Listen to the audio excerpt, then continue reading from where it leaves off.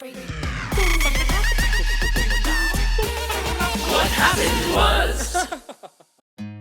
Hey friends, it's so nice to see you.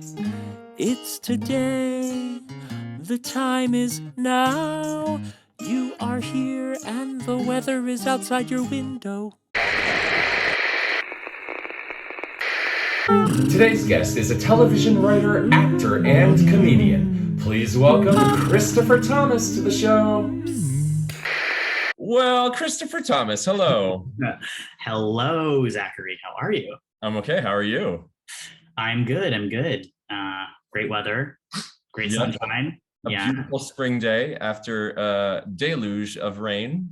Yeah. Oh God, it was horrible. The park was like slid down the hill in the dog park in front of like 15 people. It was like slick. And down I went.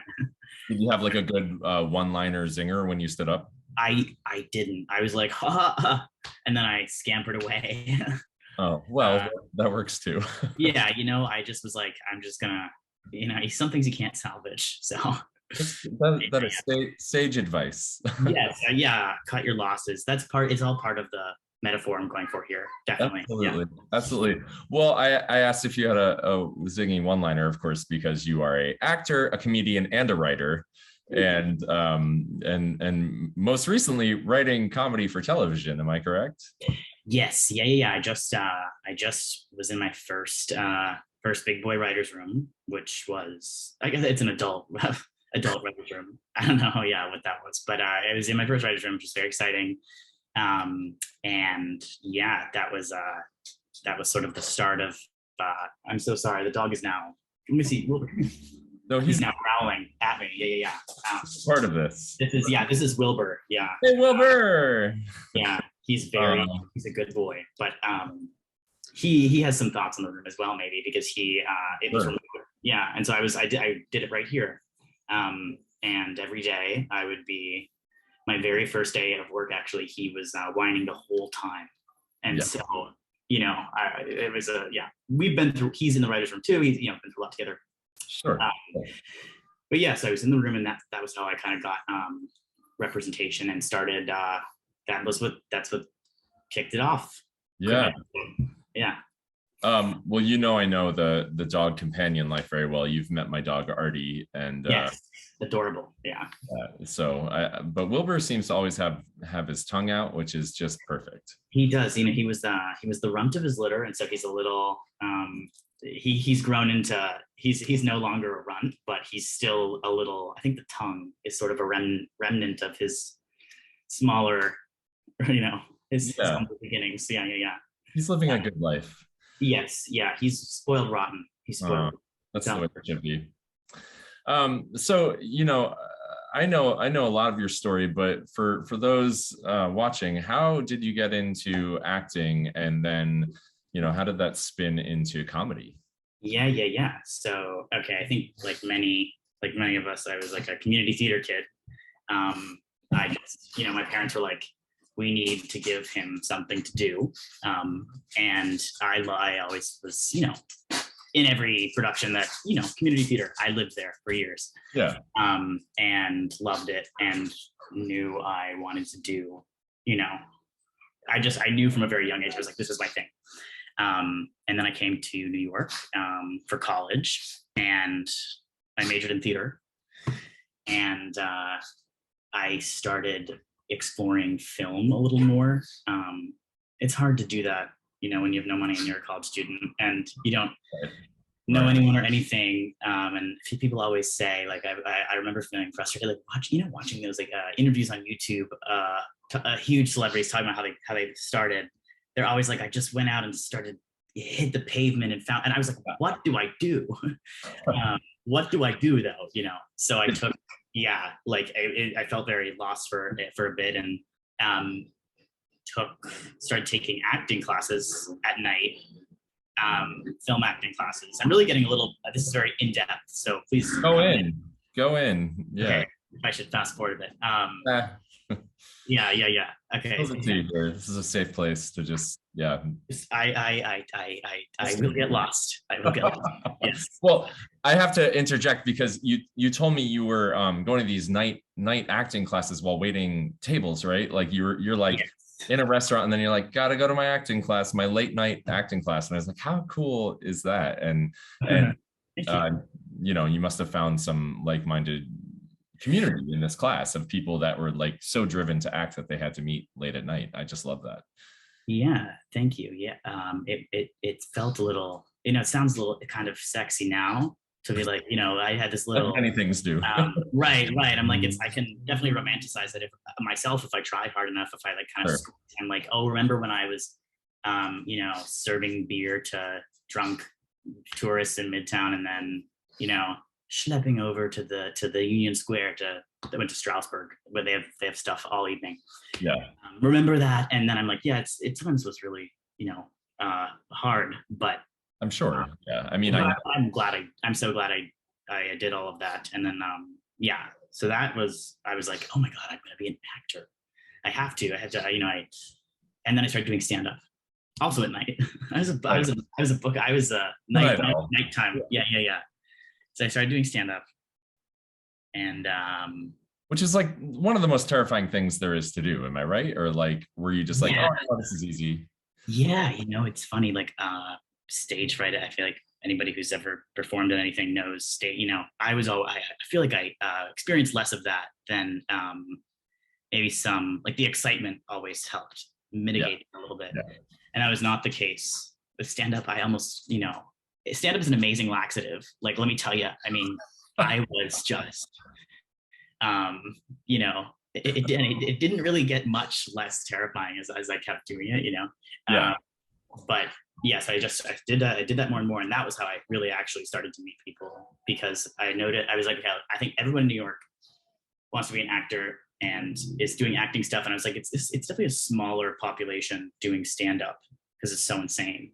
Yeah. Like, it's also, I found it easier to make friends because I'm not a big party guy, like I just found it easier to be like with like 5 other people at the bar show, and then I like that was so I did that and started sowing my seed. No, I was planting the seeds to later sow, I guess. I started planting, doing stand up and then the pandemic hit, and I started writing screenplays in my room, because that's something you can do in your room. Yeah, no, we all found out. Right, and then sharing those with the seeds I plant. See, that's where the seeds things comes. Harvesting, right, and that was how I eventually ended up here. And now I'm like, okay, I kind of want to keep. I love TV writing. Obviously, I want to keep planting more seeds. Now at a different farm. You know what I mean? Like Sure. Now it's the TV farm, right? You're building a empire of farms. Right. Building a sort of, right. It's like a Little House on the Prairie kind of situation. Yeah, I think eventually I'd love to make my own stuff. Well, and you are, and you will. I mean, I know there's a lot that you're doing that you can't talk about, but I mean, I've seen a little crack into the window, and there's a lot going on there. And something that was so inspiring about your story, as far as how you used your time in the pandemic to write, is you're writing and you're putting out snippets of things on Twitter, and that's how you were discovered as a writer, right? Yeah. So when I was never a big, I was like a Reddit kid, which is not a social media kid. It's a different kind of guy. Yeah. It's not like an Instagram. I was like reading threads about, Indonesian mummies at like 2 a.m. when I should have been sleeping. It wasn't like a sexy, fun, cool. But everyone in stand-up was like, oh shit, all of our shows are on Zoom now. Yeah. And, which was so doing like stand-up with like a shampoo bottle in my childhood bedroom was like a humbling. It's like, you can't hear the laughter, right? It's like, it's really. What kind of shampoo? I believe it was Pantene. Yeah, those are rough days. Yeah. It was rough. Yeah. But so yeah, everyone was on Twitter. And I posted like snippets of, I would do little sketch videos, but I was never a huge, I know some people who were truly like gifted. That was how they, Right. I just did that stuff just to kind of keep up, and then started posting snippets of my like funny lines that I thought were funny from my screenplays. Yeah. And that was what my sort of mentor and the showrunner of the room I was just in saw those, and eventually reached out to me, and yeah, That's incredible. I mean, thank you. it's like one of those great showbiz stories that, you know, keeps people going, and because everyone's trying to get discovered, right? I mean, it's just like since the 1800s and vaudeville days, it's like right, exactly.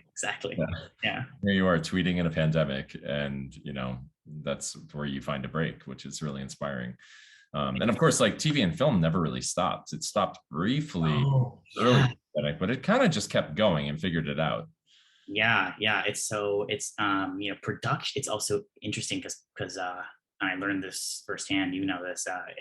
Production might have stopped for a bit, but like the writers' room, it was very. You definitely lose some of the intimacy. Not that I'm a pro. Like I'm very green still, so like can't really speak to this, but I've heard tell of intimacy that might be at least partially lost when you're on Zoom, right? But Sure. it's still, you can do it. You can write on Zoom, and it takes months of like all of that stuff and pre-production, everything before you actually shoot anyways. And that's actually kind of a somewhat shorter.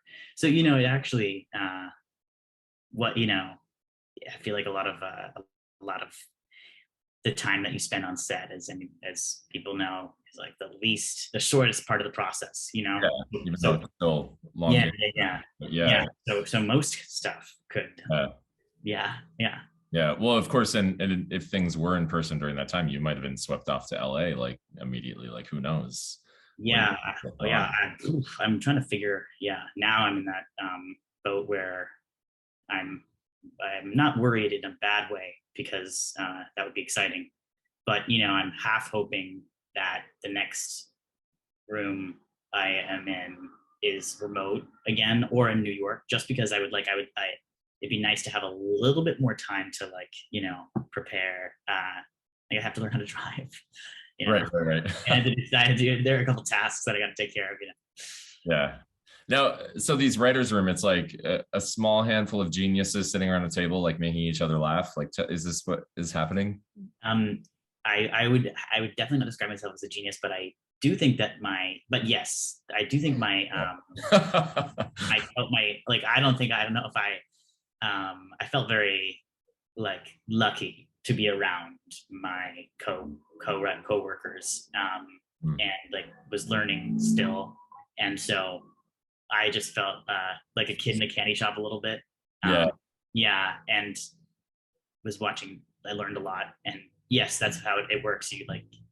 You all sit there, and please ignore the pug. I don't know what he's whining at, but I know it's not important. He just wants to be involved. Something. He's just vibing. Yeah.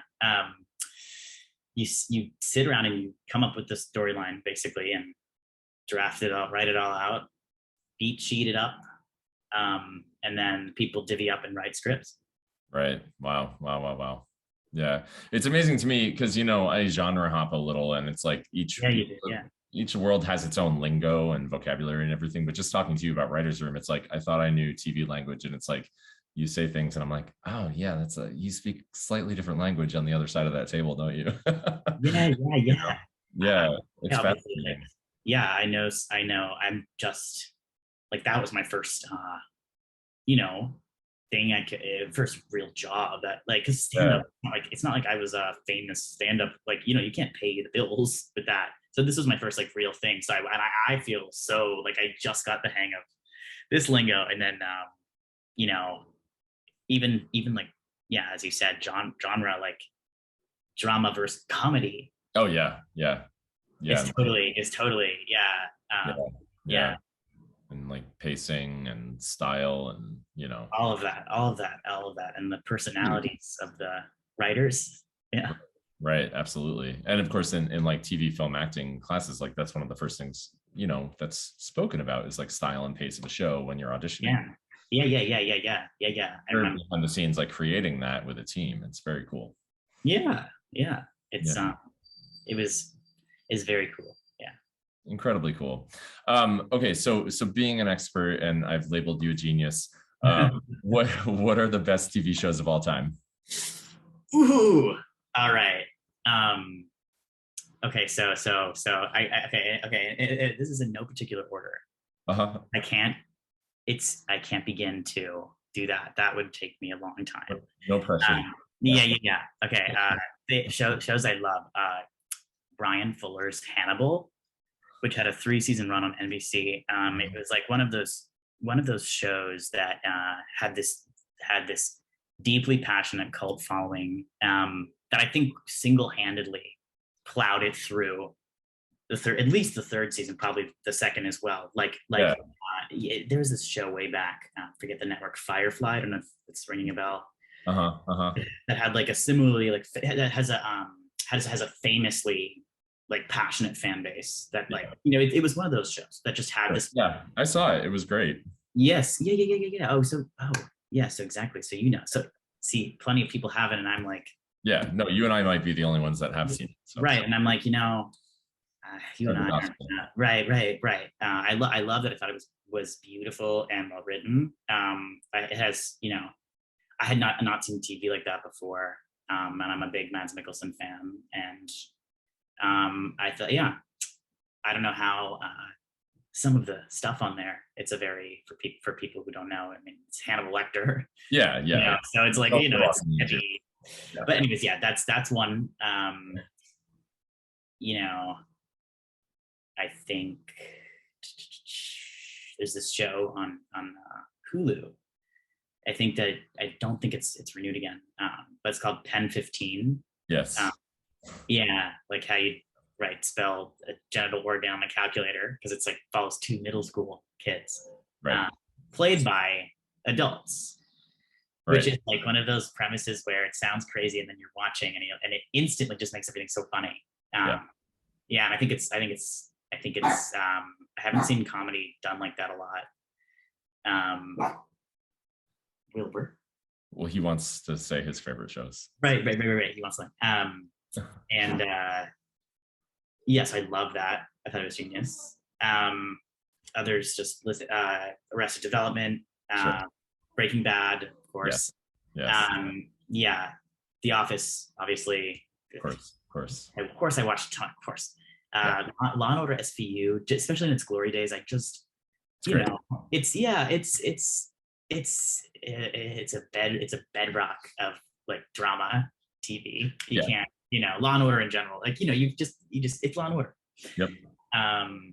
And I guess those are some favorites off the top of my head. Yeah.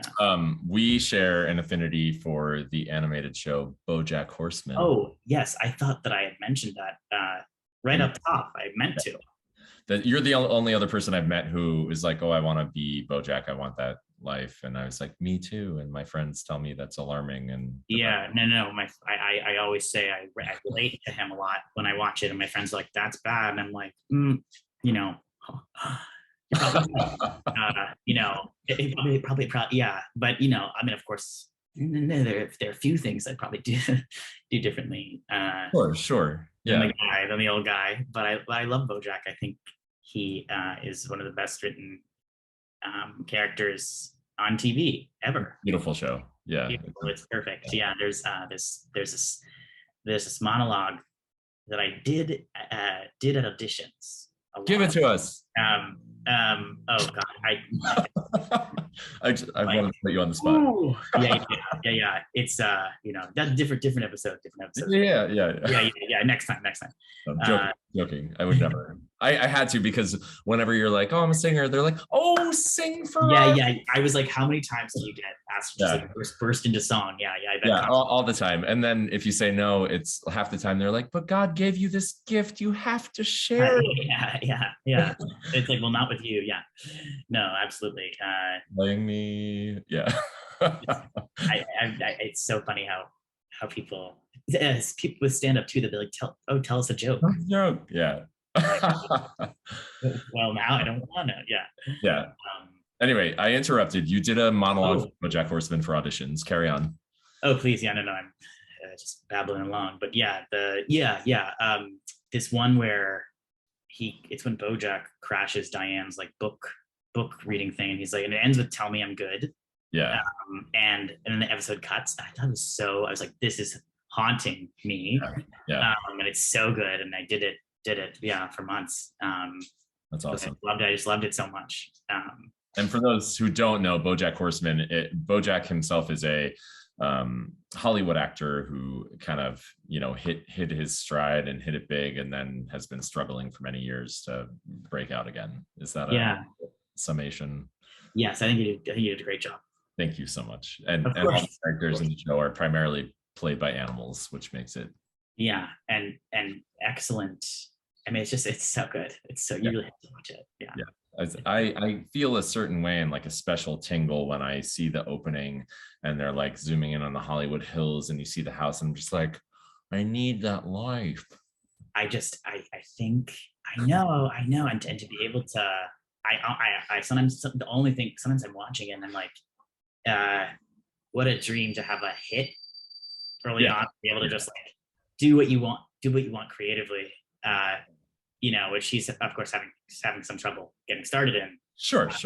But like maybe that part isn't as fun. But like that idea, just I think isn't that every. I feel like maybe it's not every, but I would love to have that kind of that zinger that lets you just do what you want. Yeah, but I think it is a curse in a way, because it's like after you reach your goals, what do you do? Because you either have to create new goals or be content with what you've done and do something new with your life, right? Yeah. And I think both are difficult choices.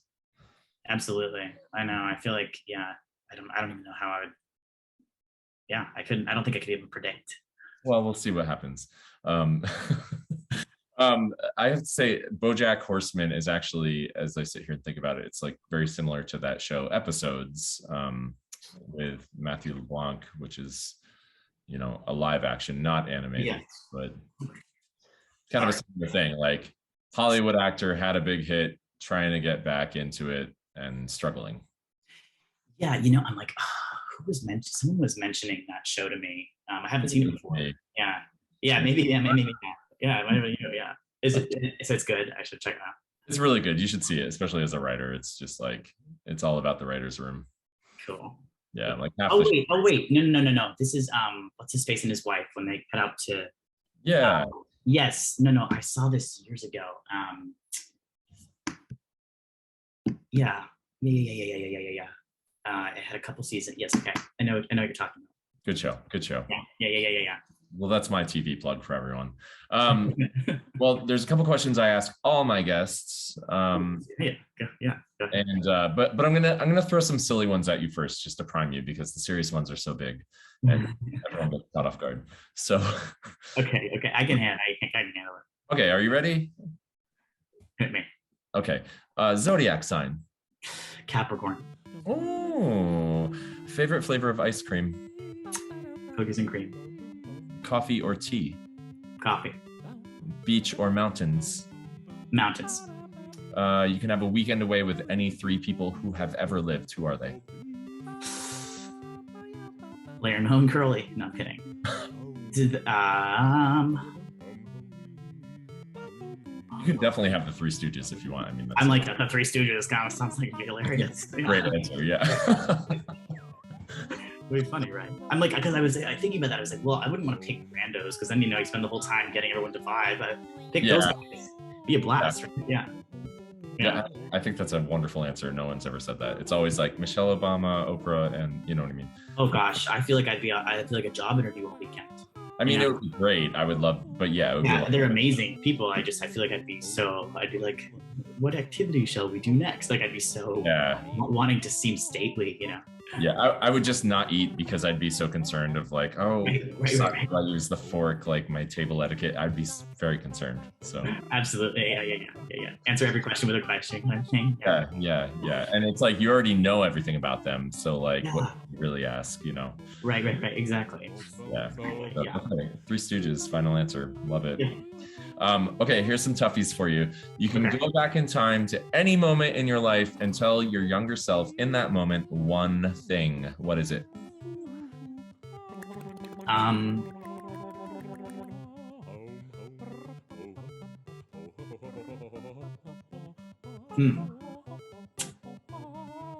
Guess my first answer was going to be, I'd go back to when I was maybe a little confused and teen and be like, you're trans. I'd just like cut to the chase a little quicker, Mm-hmm. But then I was like, wow, oh my God, that's so, the smarter answer obviously is whichever coin I should have invested in at whatever point, obviously.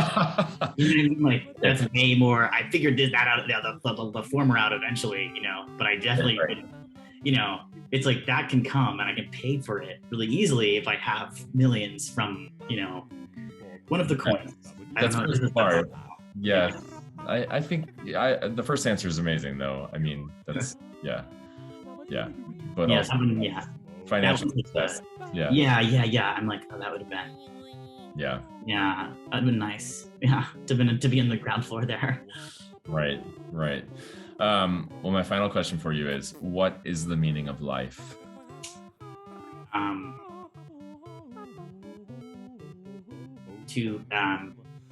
To find happiness and joy, I think.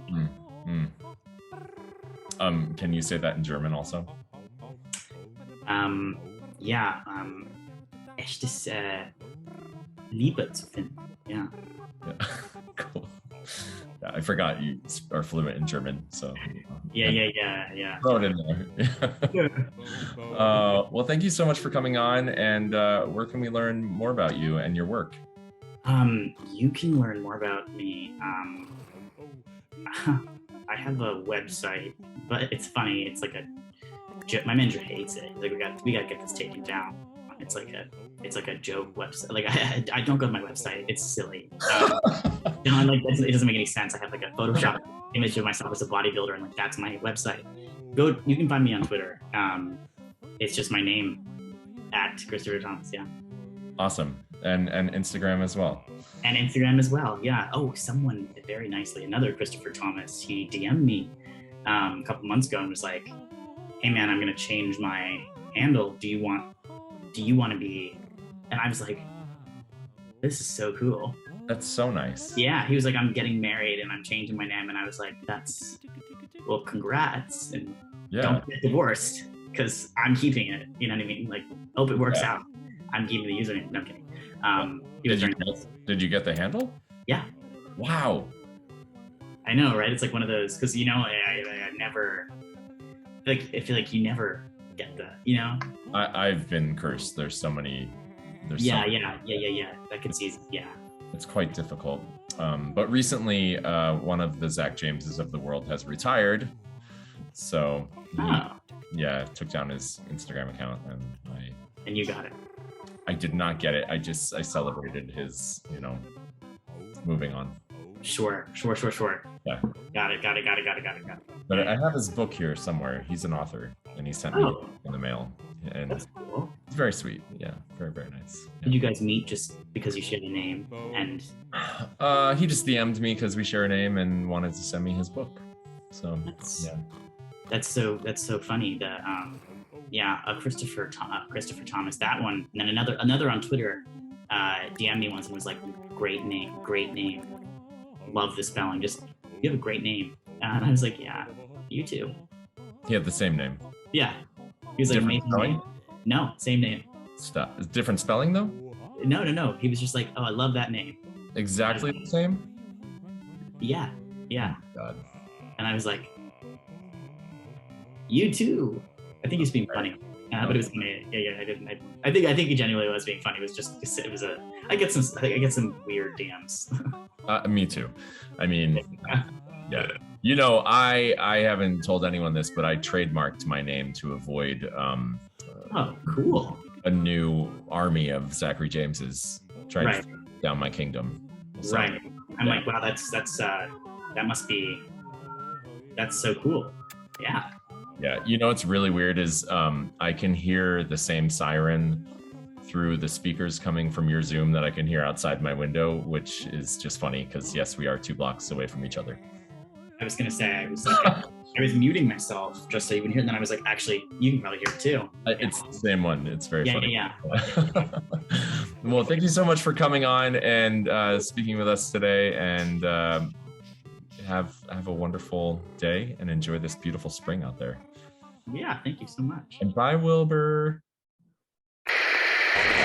That's all for today's episode. Puppies and rainbows till we meet again.